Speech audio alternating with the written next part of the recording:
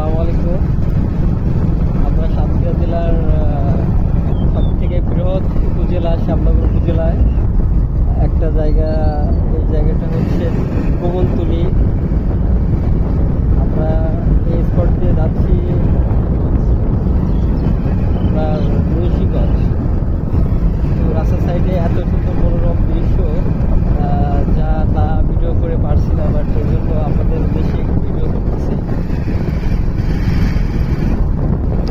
আসলে শ্যামনগর উপজেলাটা একটা খুবই প্রত্যন্ত অঞ্চল, যেখানে আগে বসবাস উপযোগী খুবই কম ছিল। আসলে মানুষগুলো চলাচল ছিল খুবই খারাপ, যানজট মানে চলাচলের যে রাস্তাটা এটাও ছিল খুবই খারাপ একটা দৃশ্যমান, যা কিনা বলে এখন থেকে আর নিজের জেলাকে আর করার কোনো দরকার ছিল না।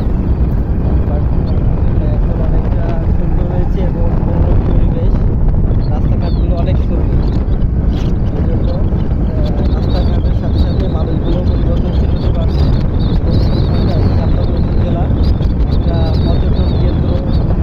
বিভিন্ন জেলা থেকে মানুষ আমাদের এই শ্যামনগর সাতক্ষীরা জেলাতে এসে ভ্রমণ করে। তারা ভ্রমণ পিপাসু মানুষ, তারা এখানে এসে বিভিন্ন সুন্দরবনের যে সুন্দর প্রকৃতিটা তারা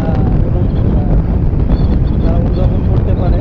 এই জন্য সাতক্ষীরা জেলার একটা গর্ব হচ্ছে আমার এই শ্যামনগর উপজেলা।